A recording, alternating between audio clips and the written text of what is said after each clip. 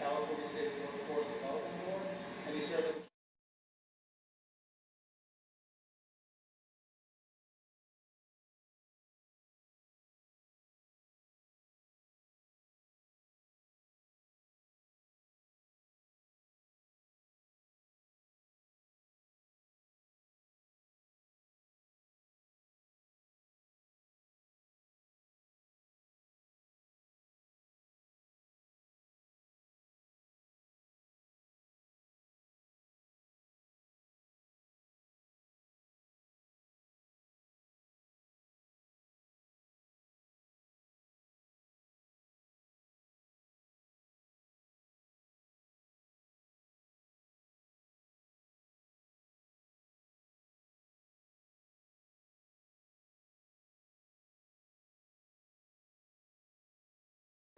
support entrepreneurs who want to innovate in our legal and public policy system. As someone who plays in both the legal and public policy spaces, they are both invested in innovation.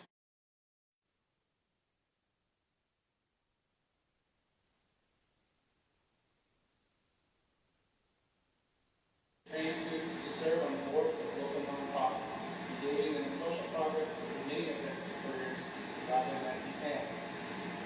He's a 20-year resident of Belmont Park, where he was with his wife, Jonah, their 2 children, Leo and Anna, and the family dog, Percy, who I have a special affinity for because Percy looks exactly like my former dog, Leo Turtle.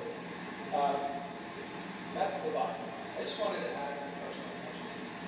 Since being elected, Senator Becker has hit the ground running. His energy in engaging with his constituents and the leaders on city councils and school boards throughout the counties he serves has been nothing short of amazing. We were really touched here in Belmont that his first signed piece of legislation, SB 640, was one that we helped him with here in Belmont. It helps little cities like Belmont join together with other cities and municipalities to take advantage of infrastructure dollars on a wider scale. It will result in more efficient and economic uses of money. It is a fantastic project, and as you all know, here with Belmont, we can certainly use the help of our friends. Josh never stops reaching out. It's amazing. He's become a model for me in that way. He checks in with us to see what we're thinking, where we are, important bills and issues, and he makes sure he listens carefully. And even if he doesn't always do what we may want him to do, we know that we can hurt, and that's the most important thing in elected leadership. With that, ladies and gentlemen, it's my great pleasure to introduce to you our state senator from District 13 and my great friend, Josh Becker.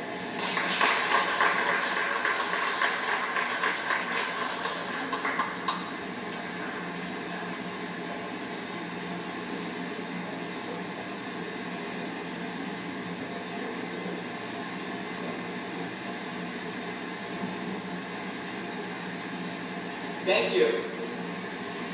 Thank you to Mayor Stone for that warm introduction.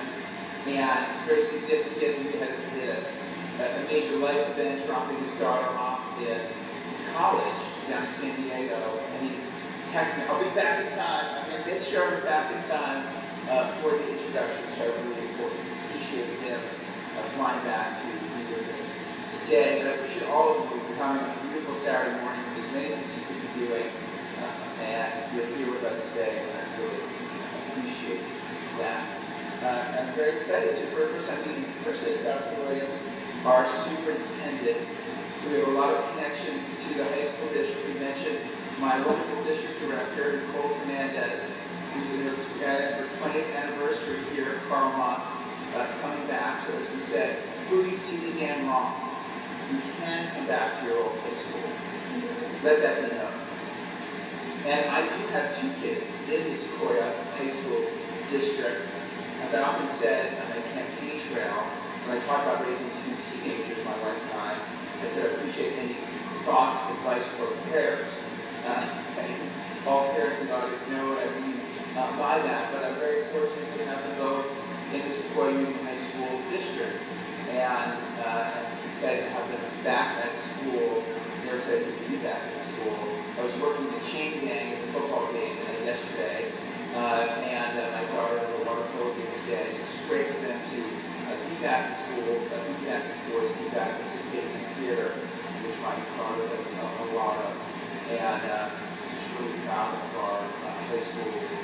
Today I'll mention we have an event tomorrow on kind of air quality in our schools, and I know I was talking with Alan Sarver, a long-time board member, about the work that our high school district has done to make sure that we have terrific indoor air quality, which will be helpful not just for the virus, but also for when we have wildfire smoke, which will now be a reality, it seems, and just for flu and cold season going forward. So I'm really excited about that event. And it's just such a privilege to represent this area.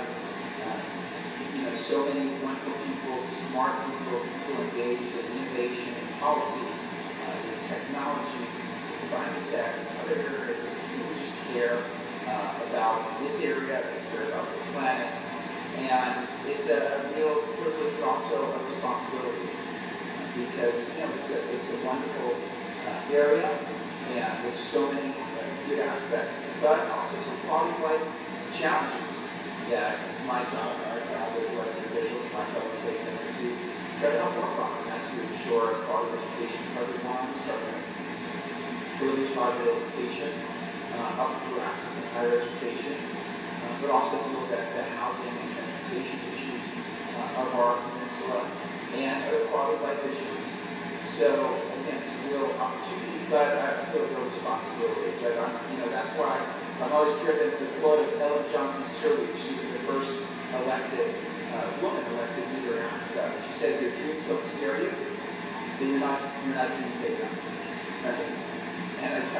And I think about that all the time when I'm in Sacramento. And I think about my ambitions and what I hope that I can accomplish for this region. I also want to call out a couple other folks today and thank all the electors and dignitaries. My interns, Valentina and Isaac, that are both interning now in the state senate side of the House. Isaac, they're an amazing family. They're so involved. And Valentina was just tremendously during the campaign. She just worked tirelessly, and I really owe her a great deal, so I really appreciate that she's here today. Let's see. On the screen, let me make sure that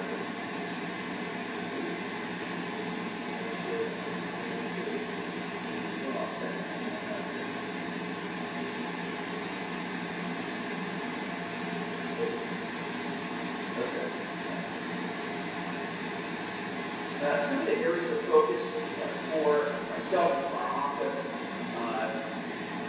on the Sacramento policy side, advocating for clean energy, combating climate change. I'll talk a lot about this today. I know it's something that many in this area were already focused on, of course, but now the rest of the country is waking up. Those who did not believe in climate change are now seeing the effects in terms of drought, in terms of wildfire, flooding around the world, and it just raises the urgency as if it couldn't be urgent enough.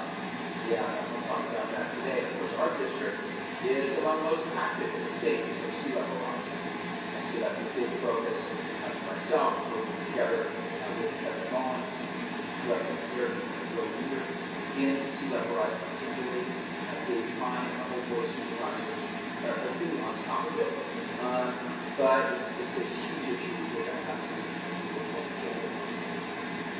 Creating more affordable housing and transit solutions. I was talking about moving to this area, thinking about buying a home here. We know about the affordability challenges that we have on the peninsula. And then it's also developing more houses, but also moving people around. Yeah, Mayor Stone serves tirelessly. It's a lot of work. By the way, all the council members here take on so much additional duties serving on regional boards, and it's so much additional time, but also additional influence, which is of course why they do it. But Mayor Stone is on Sam Trans, very involved with Sam Trans and Caltrain, and that's been my focus a lot on the transportation as well. Of course, we think a lot about the transportation, the future of transportation, how do we move people around the peninsula that we'll get to that a little bit later too. Leveraging technology. to improve government efficiency as something that is a great opportunity to again represent this area. The folks that really went to DC and helped fix healthcare.gov, the folks who created the digital service program in DC, are most of our district. My friend Jennifer was a civil deputy in Buttigieg, Menlo Park, the first ever head of first CTO, first data scientist in the country, all within our area. And so I think a lot about how we can help bring that expertise up to Sacramento. You may have heard of issues with our unemployment office and technology and response time there. Our team spent a tremendous amount of time. I love when I get emails.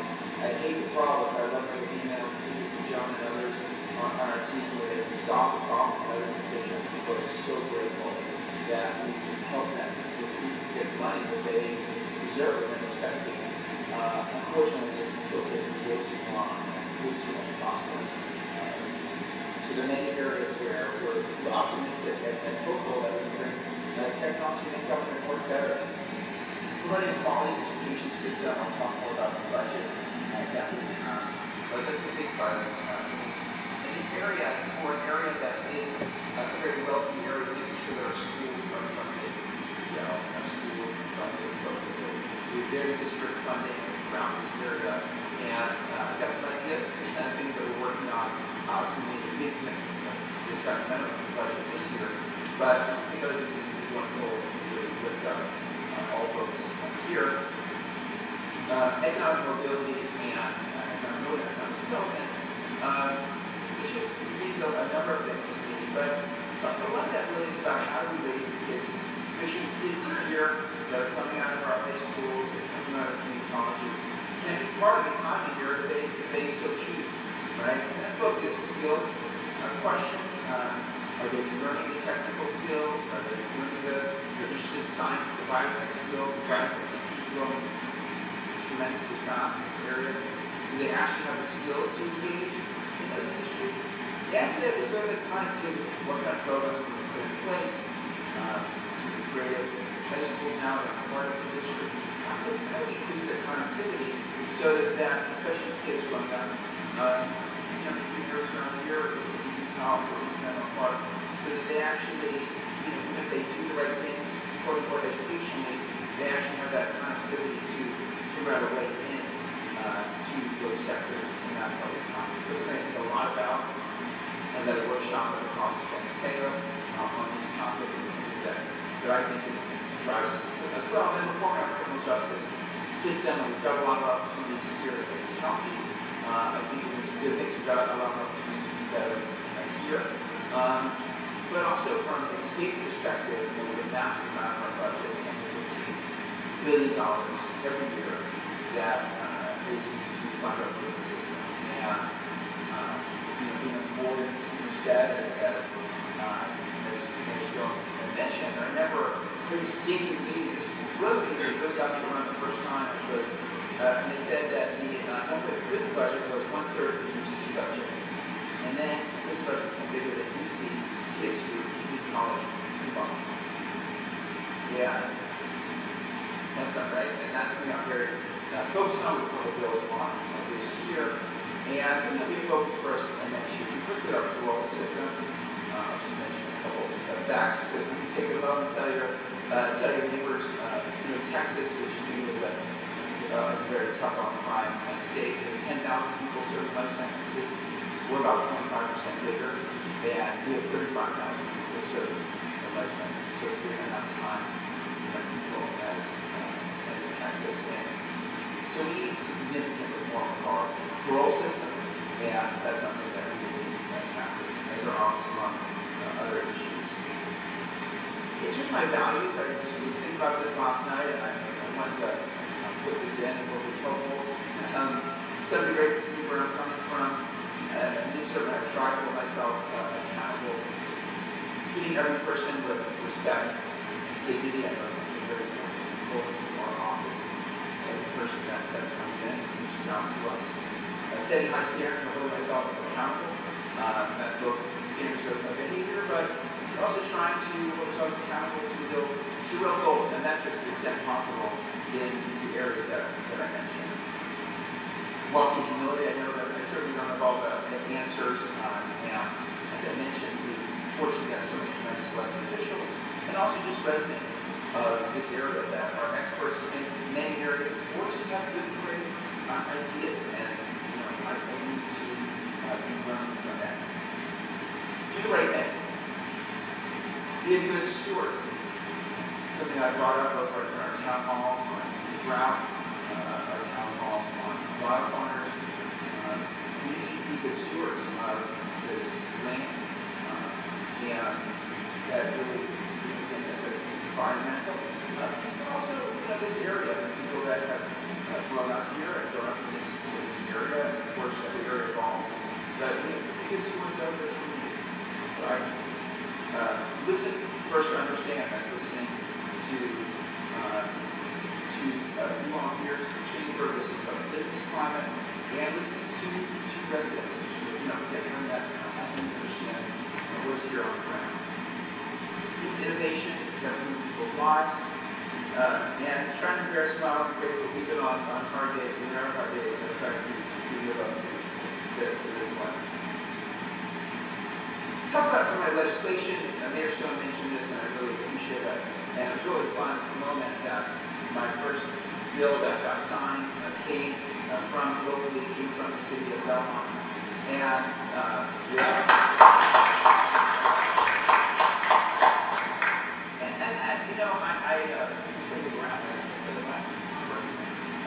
I had a call yesterday. We had a, okay, right, to modulate it a little bit. Too loud, maybe we're in a little bit.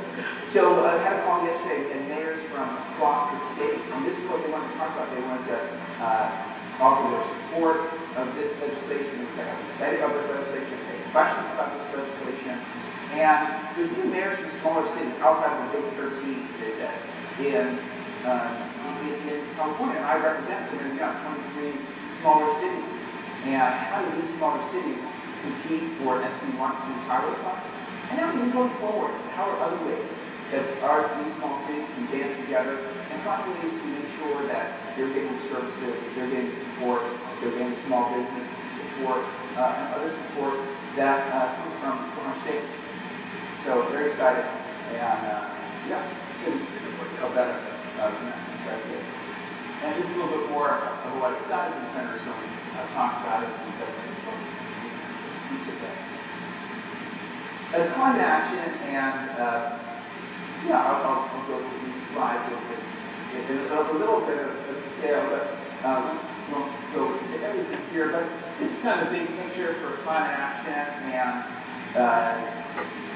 quite a bit of an eye chart for you there. But the point is, we're really trying to look systematically at what are the sources of carbon in our state, and how do we address each one. We know there's no magic bullet. People have lots of great ideas, great. But we really have to be working on all fronts at once. And so, see, the major areas are transportation, about 50% of our carbon emissions. And I'll talk about a bill out there that will be EV charging infrastructure, did a lot of that in the budget. We'll have some support from that from the feds. The clean electricity, as we electrify everything, we're going to double or triple our electricity use as a state. And so we don't really get the benefits of electrification and electrifying homes, and we don't have the clean grid. And we're about 50% clean. That's possibly a little overstated because hydro, as for example, we're about 35% renewable, 15% hydro, but that dries up. Looking attended in a drought, we get less hydro energy as we're assuming. We have 7% from Diablo 10, and that's going to be phased out. So that's an additional burden on us to find solutions on clean electricity. So we're working on that. Homes and buildings, about 12%. And we'll talk about what we're doing with decarbonization. And then others, so methane emissions, as you know, that comes from pipeline leaks, which we need to address.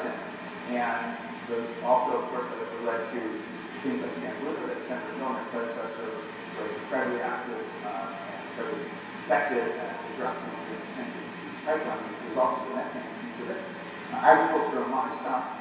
And then industrial broadly, and I'll talk about what I'm doing there. So this is one bill, SB 68, that we're doing, and this is also really came from locally, from input, from the community. And it's really about better information, better technology, and a better process. So there's really the three big pieces. How can we better information for people looking for rights find their home? How can we get better technology for $1 billion of this epic funding that we have at the state?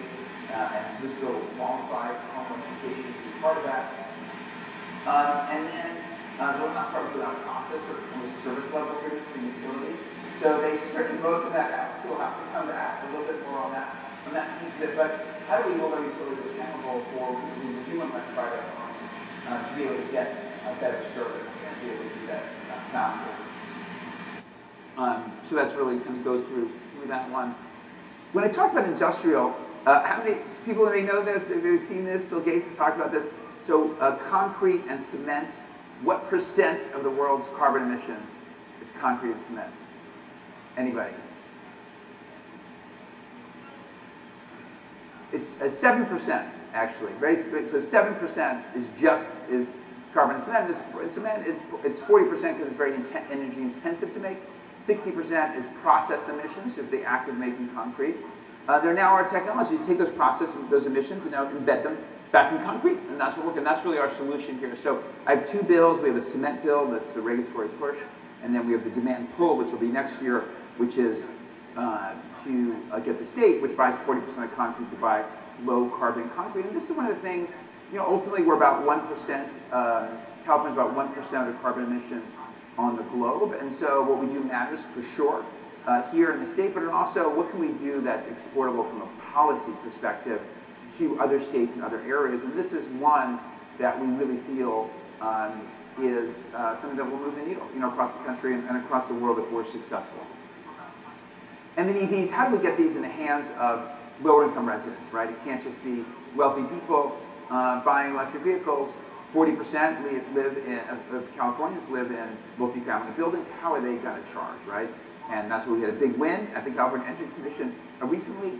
But this bill is really about removing the sales tax, so just for used EVs. So again, how do we get these EVs in the hands of low-income Californians across the state?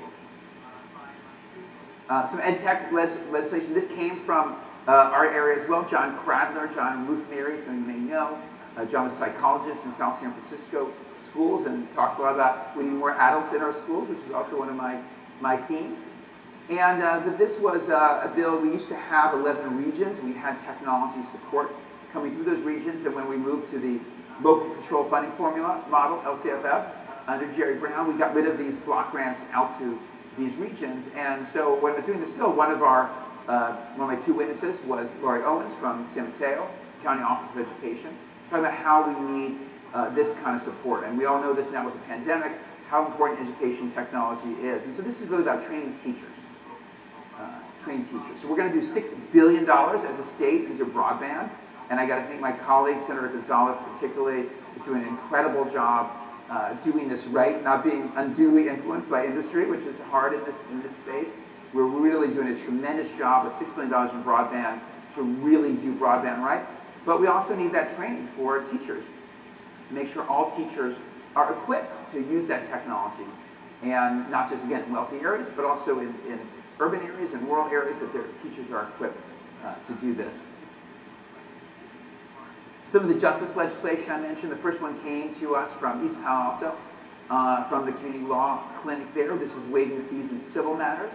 Most of these are people who qualify for these fees, but they had to go to court to waive these fees, take time off of work, which many of them can't do, to go to court and try to get these fees waived. It's really a no-brainer to speed up our justice system, which is incredibly backlogged, and help these folks, and where this was going pretty well. And closing the felony murder loophole. Some of you may know about the felony murder rule, but essentially it used to be that if you were the driver, you drive up to a house and it says drive here, and then they go in and somebody gets killed, you would be sentenced to murder as well. And Senator Skinner, our colleague in Berkeley, did a lot of the tough work on this, but there's some cleanup around attempted murder and manslaughter, and this would be a controversial one that I'm running this year. I hope you're enjoying this deep dive into our legislative agenda, but where that's a lot what we wanted to accomplish, to give people a sense of what we're doing.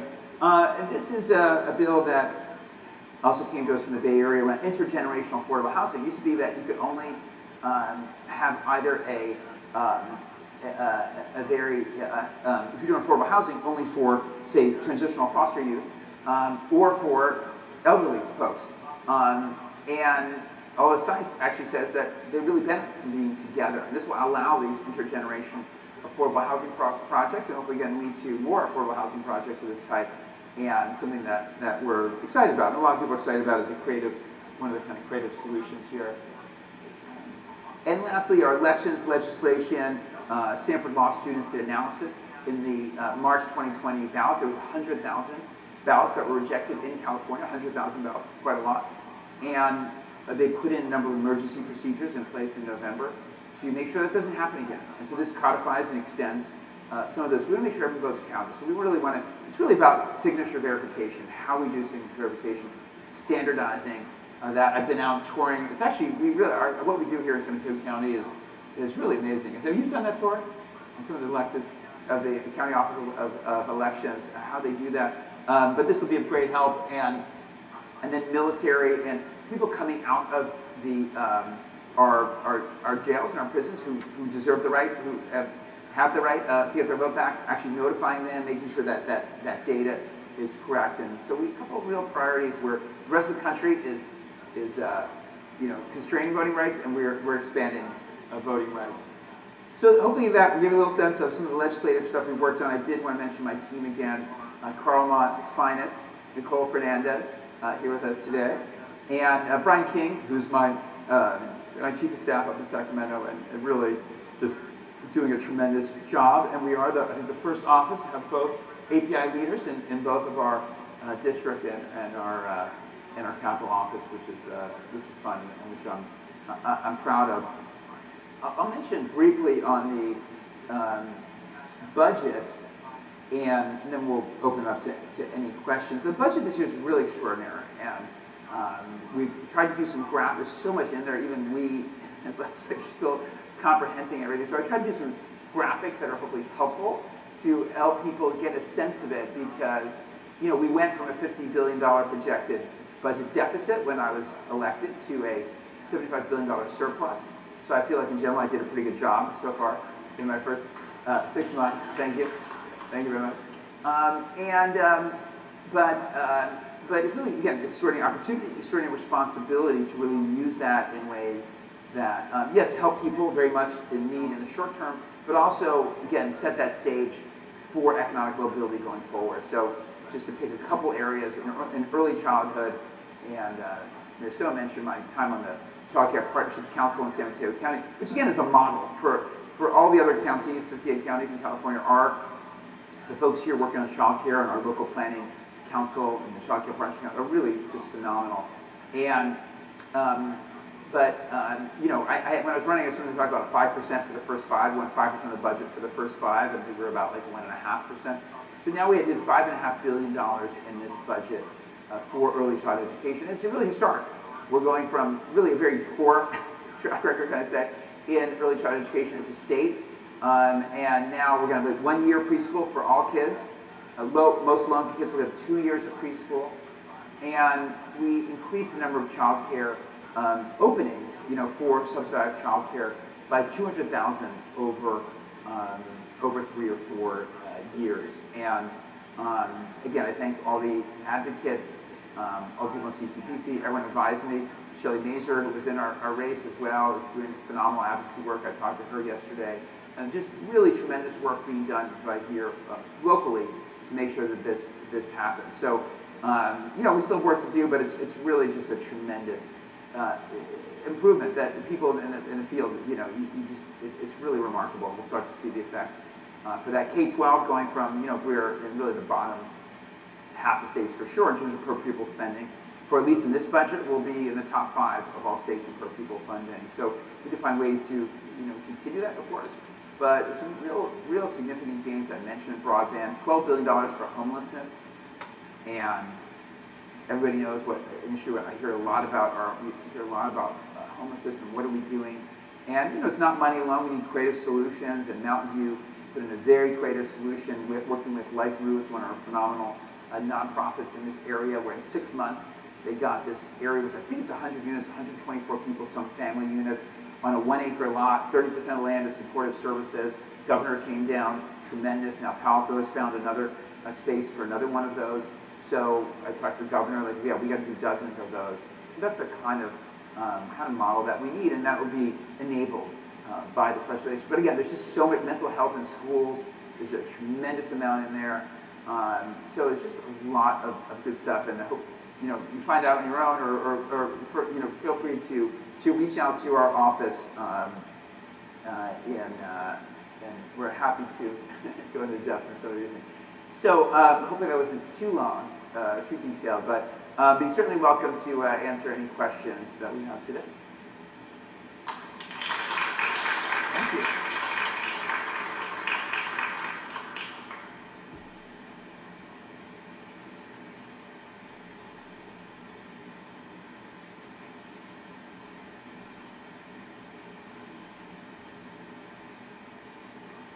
I'm sure it's not shy.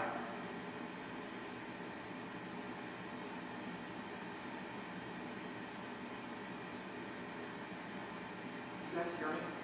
Yeah. Hi, Senator Becker. My name is David Bronstein. My son is Isaac. I appreciate it. I have several different questions for you, and it's not bad questions. It's just I wanted to just put them on your thoughts and your issues. Every time I go to the DMV, it's a horrible place. It feels like Easterville in the 1980s. And so anybody I think that can solve the DMV problem would be elected for life. So if you look at that, it's inefficient. It makes no sense in the 21st century the way they handle it. From a management science, it's terrible. It's just, it needs a complete overhaul. So it's not a question from Trump, obviously. Noted, and I will address, but yes, thank you. Yeah. So I just wrote a couple of these, and I apologize if wants to come up. Elon Musk and Larry Ellison left California to go to Texas.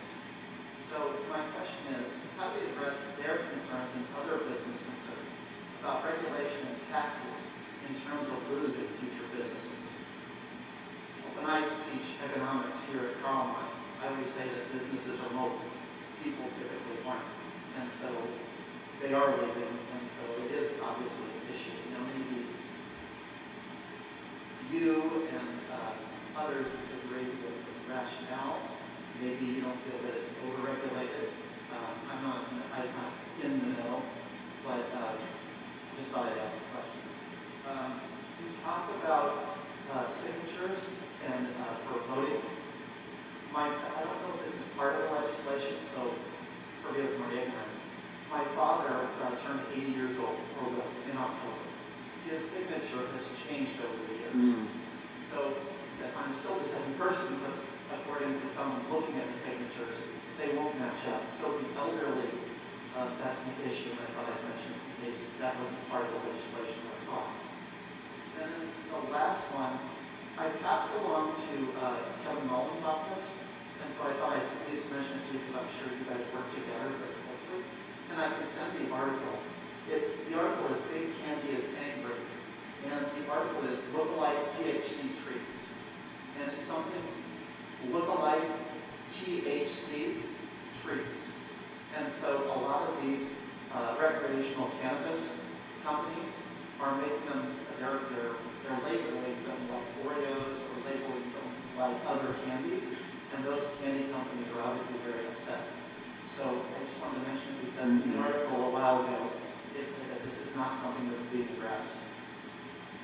The last issue is, my wife and I have been in the district for a long time. This is her 30th year. This is my 20th year. And it's for the superintendent as well as for you. There are issues with special education. It's a challenge. And I'd be more than happy to sit down with you and with the superintendent. When I was on site council last year here at Belmont, my son had one special education goal. He wasn't meeting. And no one was helping to meet that goal. I see that countless times in my classroom. Half of my students are designated special ed, ELL, anxiety and depression, 504, IEP, name it. And so as teachers, we're overwhelmed by the number of students that are in the classroom, and it continues to grow. I asked the question at Site Council, are we measuring how many students are actually meeting their goals? The answer was, it's too difficult, we can't do it, it's too complex. For reasons both, sorry, but I just feel like if I'm a teacher, part of my role is to help be part of the solution, not watch the problem get worse. If we want kids to become confident and helpful in the 21st century, we need to help them. And what ends up happening is that they get passed along. That's just the honest truth.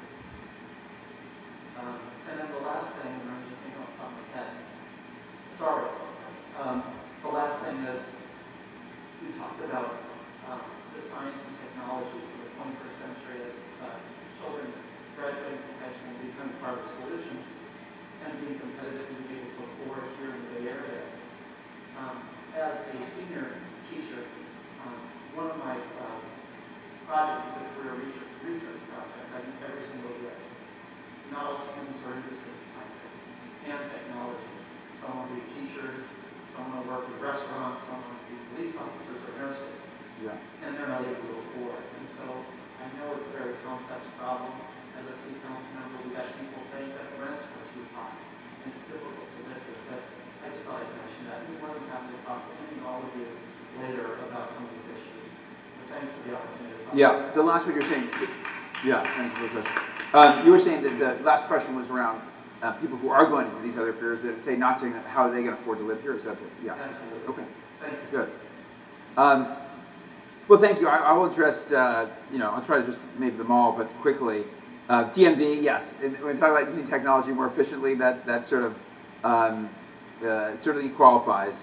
In terms of business people leaving the state, that's something I am focused on.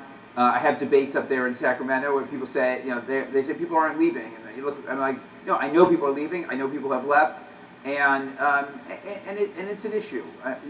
It's an issue. Sometimes it's not even regulations, taxes. It's just having people feel appreciated, right? And we do have half our budget is paid by, I think, the top 1% of taxpayers. It comes with 50% of our budget, and because we're so income tax dependent, in fact, that's why we have this big surplus, and that's why we're going to go down at some point. And it's actually not a great way to run a state, and that's why we need other things, and property tax on corporations, for example, because we have these cycles historically. We just happen to be in a very big upcycle, and eventually I'm going to be here, and you're just going to say, why am I cutting things? Because I'll be talking about a $30 billion deficit that we have probably in 2 or 3 years. So we do have real issues, and we want these people to feel welcome. We want them, to be here, and then we got to think about ways that make sense. I don't think we'll probably see us lowering the tax rate, but yeah, do we need to be, raising the tax rate necessarily, or because there's fear, like what's going to happen going forward for some of these folks. So I think that appreciation part is a big part, and again, thinking about regulations too, and are there some that we need to review that do they really make sense? Having run a business here, yeah, there's some things I think that we can do better. So I appreciate you raising that. It really is an important topic for sure. The elderly, absolutely, 503 is very much geared towards that, and we have the elderly very much in mind in thinking about the signature verification. The TC treats, I will look into that. I think that is an issue. I mean, certainly we've expanded cannabis, and went from medical and now but I'm one of the few people who voted against billboards for cannabis, expanding that, and I'm on a committee called BNP, and it's Business Professions and Economic Development, and I voted against, or certainly did support, billboards. So I think thinking how this does affect children is really important. And then lastly, to your point on 503, 504, I'll let see Dr. Williams address it. I hear you. I've certainly seen it. The sort of rise in some of that you mentioned. We do have a big increase in special ed funding in this budget. I don't have that exact number. We can get that back to you. But to this point of adults in schools, I remember talking to John Crowther. I mentioned just last Monday, and he was saying when he was one of 9 school psychologists in South San Francisco, and after changes that were made, they basically had 0. And then, maybe now they've started contracting out. And again, we have money in the budget this year for mental health, but you know those problems, and you hear something like that, and you're like, wow, this is a huge issue for us. And to your point, are we actually measuring those goals? Are people hitting their goals in those plans? I don't know. So I'll turn it over to Dr. Williams.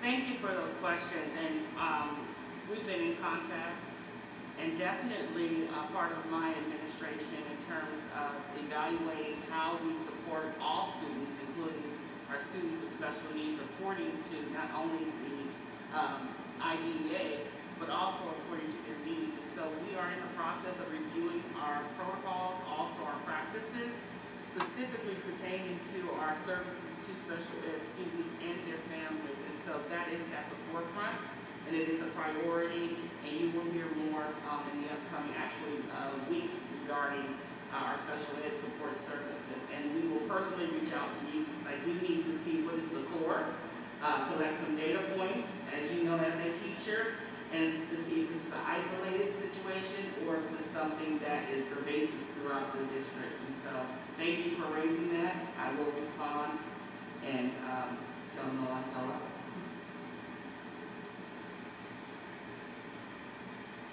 Thank you, Senator, for being here today. We appreciate the updates.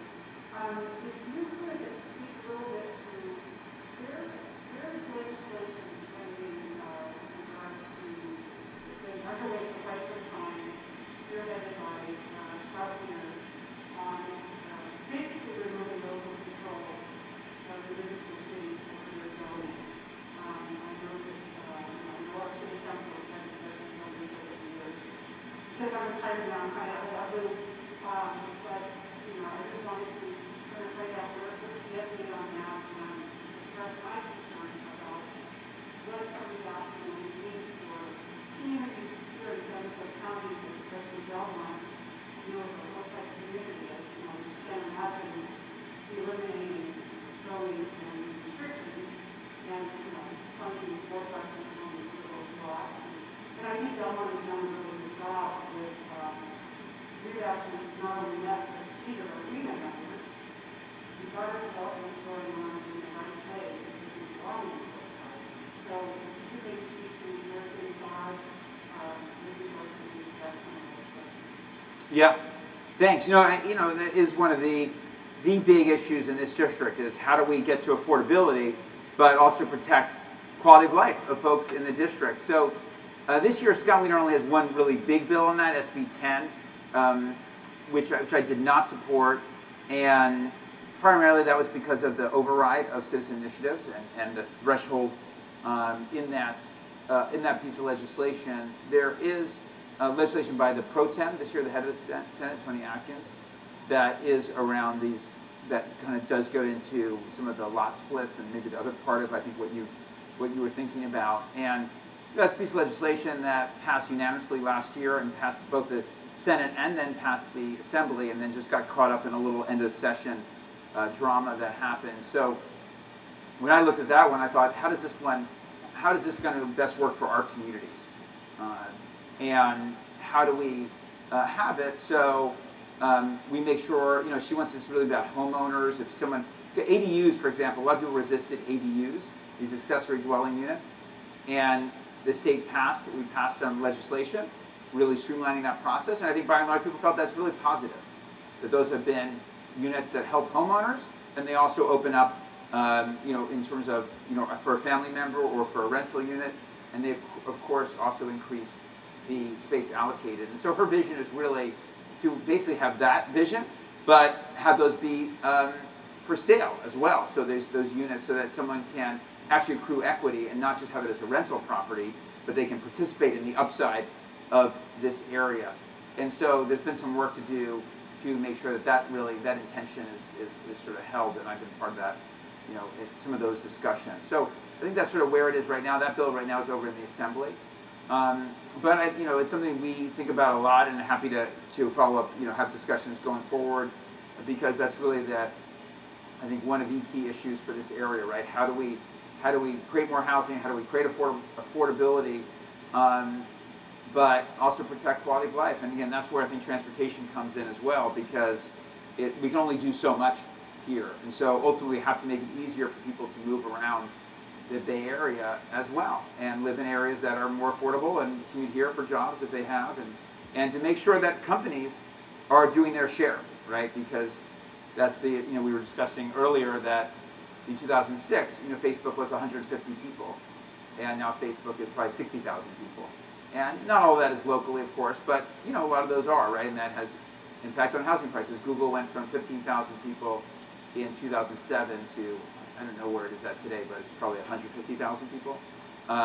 Again, not all those locally, but a lot of those are, and so we have to make sure that these companies that are bringing in workers, that they do their share to house them, and if they're going to create new job opportunities, that they provide housing as well. So those are some of the pieces that we're thinking about.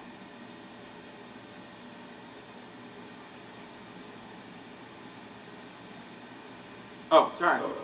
Thank you, Senator. My only cousin lives right on the periphery of the Dixie Fire in Northern California, which is now 700,000 acres. It's the second largest fire in California history, and it looks like another fire triggered by PG&E's lines. I love your presentation about moving for an all-electric environment that's clean, that's reliable, that's renewable. But at least in the short term, we're dependent on this grid that's owned and operated by an investor-owned utility, which could be headed for third bankruptcy due to these fire problems. What is the state's plan for dealing with another possible default by PG&E? And that's kind of a short, medium-term question, but in the longer term, what's the state doing to help improve the reliability and carrying capacity of that grid that will help us get to clean, renewable, reliable, all-electric environment? Yeah. Should I say the second part again? Say the second part again. Yeah. What is the state doing to help improve PG&E's grid to the point that it will enable that all-electric, clean, renewable world that I think everybody would like, but it's going to be a world that has more demand. Even if everybody has solar collectors, we still got to have that grid. We're still going to be dependent on it. And today, it's run by this investor-owned utility has gone bankrupt twice, and people are bankrupt again. Yeah. So I'll say three things there.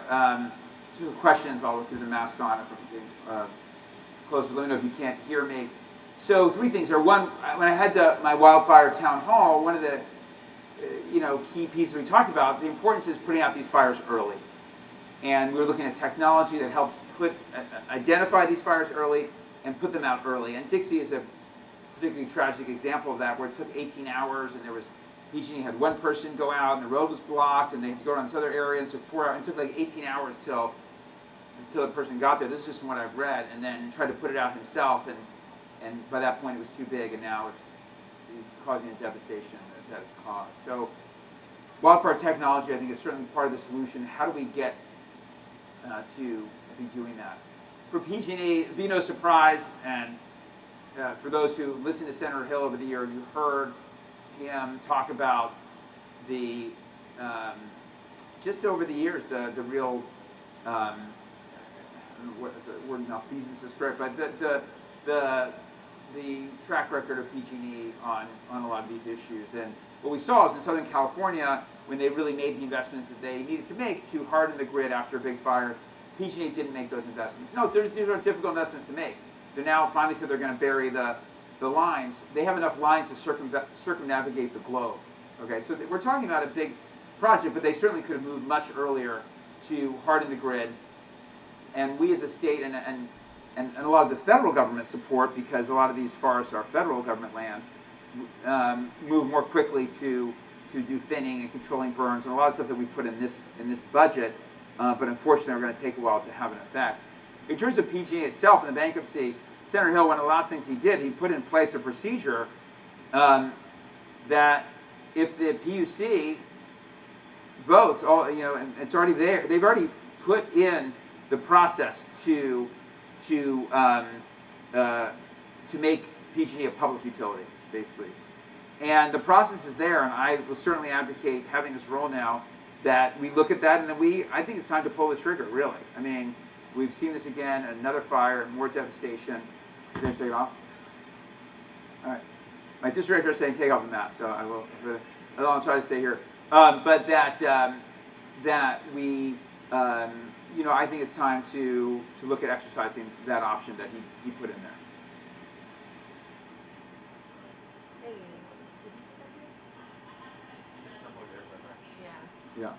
Yeah. I'm so sorry to interrupt. Can we keep that air purifier running, please? We can adjust the microphones, but the air purifier on the right still has to plug in. Sorry about that. We can bring the level up though. Absolutely.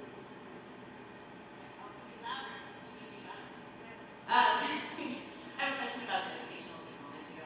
I think COVID really showed very clearly the inequities that Californians have with access to technology.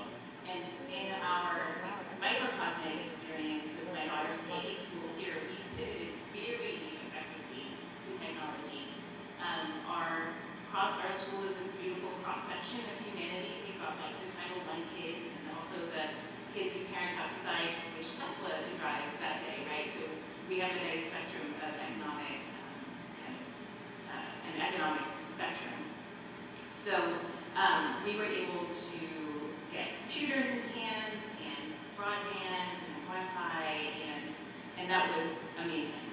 Our friends who live in Hayward, their kids came home with 2 handouts, no technology, and had to sort of make ends meet for kind of the rest of the year in terms of education.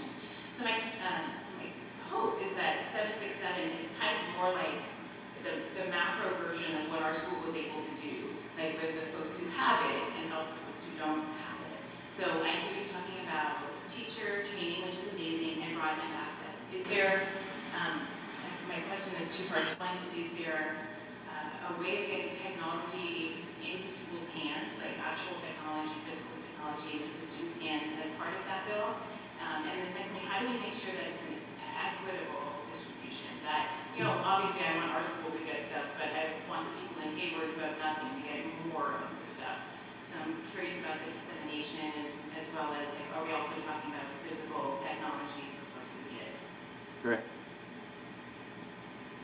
Yeah, the question around the education technology bill. So it's really exactly for this purpose, in terms of making sure that people do have equitable access to technology, and that teachers are trained to do it. Now, less about the physical technology. But I think that we are.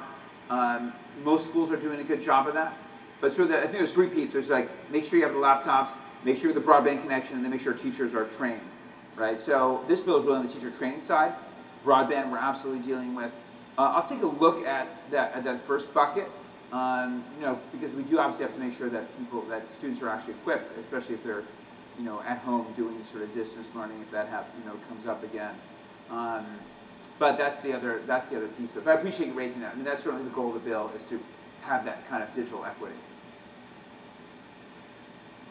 You mentioned EDD early on. Yeah. Obviously, last year was a huge challenge to that whole infrastructure, and I have 3 questions. First question, has anybody on your staff actually called the EDD number to see how it doesn't work? The second one is the money that we hear,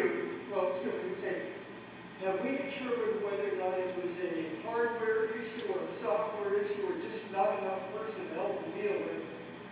And the third question is, we hear that money has gone to people in prison and a lot of bad places. Has California written that money off, or are we actually taking steps to try to recapture it? Right. And thank you. Question about EDD, one of my topics. In terms of the theft, so EDD was really, as I was quoted saying, it was very remarkable. We actually allowed both massive fraud and then didn't allow people who deserve those benefits to get those benefits. Like somehow we pulled that off. I don't know how we did that. In terms of are we recouping that money? Certainly yes, they're working to recoup that money. I read every day, and I say, oh, they got some money here, they found this person, they found that person, but some of that money's gone. Some of that money's gone. And they had done the basics of running against the prison rules, as other states have done, and been on the road that hadn't happened. So it's just one of the examples of just things that had to happen. So your second question about what was it? Was it technology? Was it physical? We're still getting to the bottom of it, and we had auditors on JLAC, which is the audit committee, which I was like, yeah, is that going to be a good committee or not? Now I love that committee because you're really looking into these questions, and that's what we're doing, make sure government's running effectively. And so we have 7 recommendations for the auditor. I did a call with the head of EDD this week, and to make sure that's happening. And one of the things I said was just a call center. It's like, it's 2021, right? We can run a call center. And they talked about, yes, we have millions of calls, and da, da, da. And I'm like, wait, how many calls does United Airlines get? How many calls does American get, right? And they'll go, oh, well, these are complex calls. I'm like, yeah, I'm sure some of those are complex calls too, right? I know when I call up. So it's just, I'm really pushing them around modern technology. This is not rocket science. We don't have to reinvent the wheel. A lot of these companies are here in our area that can provide this kind of service. So I had a big talk with them this week. I'll be following. They did just finally implement callbacks. When you call to American, I called it and they're like, we're busy. Can we call you back in like 5 hours? Like, okay, but at least you can set the time they're going to call you back, so I know they'll call me back at 7. So that now we have callbacks. Those scheduled callbacks will be implemented in the fall, they tell me. So we're going to continue to hold their feet to the fire, but it's been very frustrating. In terms of actually calling, I imagine you guys probably have. I see a thumbs up from my team. So, but yeah, it's incredibly infuriating. Yet they have time. I know, a very, very small business, that I know, they have time right now to investigate them, contractors, and this small public speaking business. They still have time to do that, but we don't have time to answer people's phones. So it's really very, very, very upsetting. I appreciate your reason. Good morning, Senator Becker and Dr. Williams. Thank you both for being here this morning. I'm Julia Nates, the Vice Mayor here in Belmont. And Senator Becker, I had a question. I know recently the state passed legislation that gives additional funds for, I think it was maybe 3 of the more maybe popular UCs to admit more in-state students, which I thought was great. And I was wondering if you think that there's going to be more funding for other UCs and maybe even increasing the percentage of in-state students who would be admitted to UC schools. Yeah. No, thanks. Big priority of mine, and I hear that from a lot of people. They're like, and some people very close to here today. Frustration where kids have done it remarkably well in our schools here, and then are not getting into some of these UCs. So, and I know my daughter is applying this year, so we think about this. But I've heard from lots of different folks, and so we want to make sure those are accessible. And part of the reason they take so many international students historically is because it's financial, because those pay full ride, and which is like, no, this is not right. We have to fix this. So as you said, we do have additional spots. I think it's 500, 750 at the 3 most selective UCs for in-state students, and the state will backfill that money. So it's going down to, I think, from maybe 22% to I think 18%. I'd love to see it get down to maybe say 15%. But really, the effort's been focused on those schools for that effort because those are the ones that are most in demand internationally. We do have more slots overall too, and that is happening throughout the system. Of course, I mentioned I've been part of UC Merced. We'll be at 10,000 students this year. I got involved with 0. So, and that's a phenomenal school. I've been there, many times the last 15 years.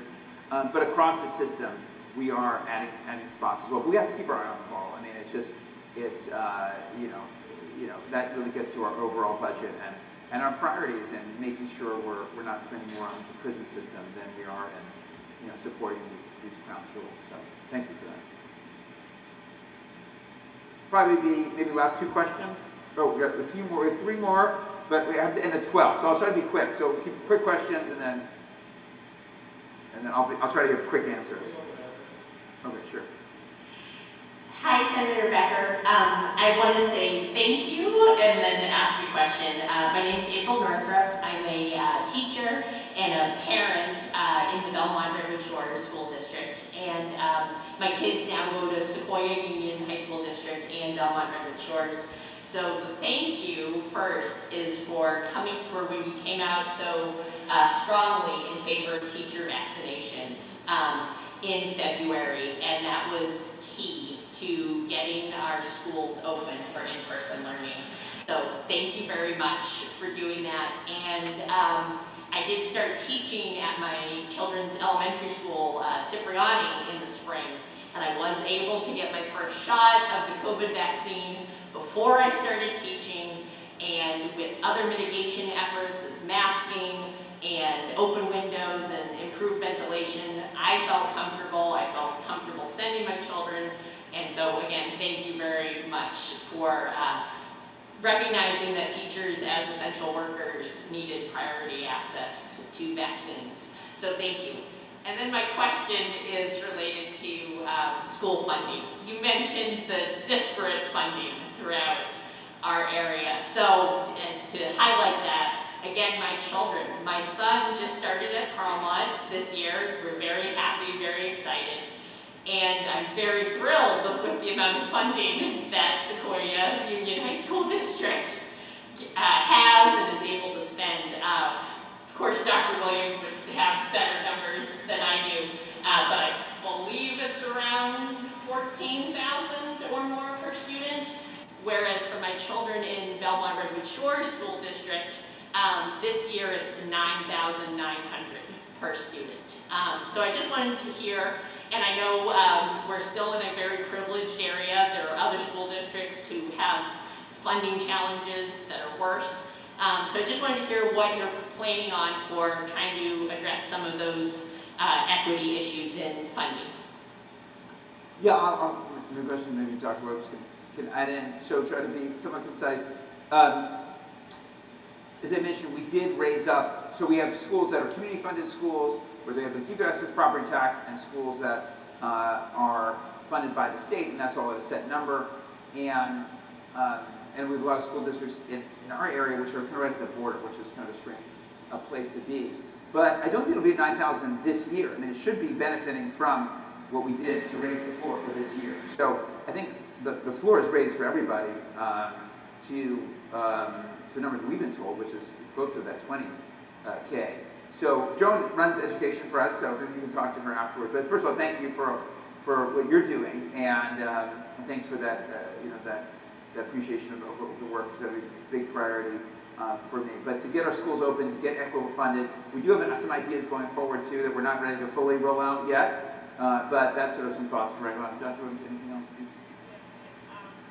As Senator Becker mentioned, we are a community funded district, and so our funding formula is slightly different, and therefore we have, fortunately, we are able to have a higher per pupil expenditure at our allocation. And so we understand that for some of our surrounding districts who are not community funded districts, it may be a little more challenging. And so we continue to work with our district partners, we call them partners, as ways that we can look at providing resources across our district. So we will continue to do that, because of course for many of our partner districts, their students are going to become our students, right?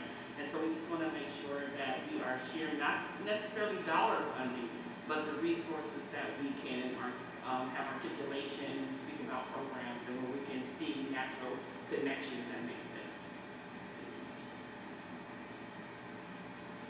Hi, Senator Becker, Mayor Stone, Superintendent Williams, it's nice to meet you. I'm Elizabeth Alexander. I'm from Notre Dame Dinger University here in Belmont. I wanted to say, to let you know that we are absolutely interested in helping you meet some educational and workforce initiatives here in the county. So as many people in this room know, we are transitioning to a predominantly graduate institution. So we're going to maintain our education programs and teacher credentials. We have a very long history with Sequoia Union School District, so we look forward to telling you more about that, Dr. Williams. We're also continuing our graduate clinical psychology program, so the mental health issues in our area. We are really prepared to help prepare more people and more workers in that area. A quick note of thank you. Belmont City Council and Belmont Chamber, you have been so important to us in the last year and a half. So thank you for your support. We're going to continue to reach out to you as we develop our future. Not a question, just a statement. We are ready and eager to work on more education initiatives and creative approaches. And so we'll be reaching out. Thank you. Great, thank you very much. I know that's been a big effort to envision the future, so thank you for that. Alan Starbles from the Sequoia High School District School Board. Hopefully it's a quick and easy one that kind of goes back full circle to the first thing you talked about, the SB 640 of helping provide funding for small cities to work together. And very, very locally, right out front of Belmont High School, there is a stretch of the Alameda Corridor that has been our Four Corners project that we've been working on for several years. And it's a partnership between Belmont, San Carlos, the Sequoia Union High School District, and the San Carlos School District to really improve traffic flow and safety for our students here at drop-off and pickup and for overall use. And I was wondering whether that bill will really help out with the funding to move forward and implement that project. And if we're ready for the next steps, I'm sure that Mayor Stone is all over that. Yeah, thank you. Yeah, I'll turn that over. Sure. So the Four Corners Committee, as it's affectionately known, has been around for quite a while. It was started, I think, by then Assembly Member Jerry Hill, and then helped along the way by your predecessor, State Senator Jerry Hill. The area along Alameda between two schools becomes very congested in the morning and pickup times, obviously. Even though a lot of folks have their kids walk to school, even though San Trans runs really vigorous service to both Carlmont and Terra Linda and the BRSSD schools, it still can be pretty dicey. Congresswoman Spear actually earmarked some money for Belmont for that project in the infrastructure bill that went to the Senate. I met with her district director, Brian Perkins, just last week, and I wanted to find out, I'm not an expert in the way that the House and the Senate reconcile things, and I wanted to make sure there was still a chance. And he said there's absolutely still a chance, in fact, a very good chance, that we will get some money out of that. The project is in the design phase. The short answer is yes. SB 640 may be helpful in that way, but we're also going to need some help from some other places because it's a really big lift. It's a large project, and I'm hopeful that Congresswoman Spear will be successful in her efforts, because I think if we got that money and some help from the state and the county, we could get that thing going pretty quickly at this point. And also, thanks for your work on that committee, Alan, which predates mine, and mine's been going on for 8 years, so thank you. Yeah, it shows you how much work and planning goes into these efforts, and I'm excited to see it happen. Right. So I'm Mary Morrissey-Burton from the Belmont Chamber, and I'm here to say thank you very much. And also, we would be honored if you would accept a membership to the Belmont Chamber of Commerce. Thank you. This has been a great event. It has been live streamed, so we can all watch it again, and please share this amongst all of your business colleagues as well as community members. So we very much appreciate your time, and we hope you'll come back again to Belmont. Photo op.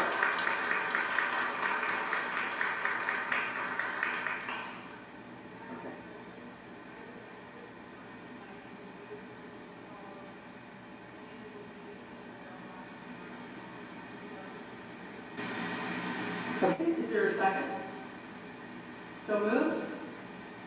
The meeting is now adjourned. Thank you very much.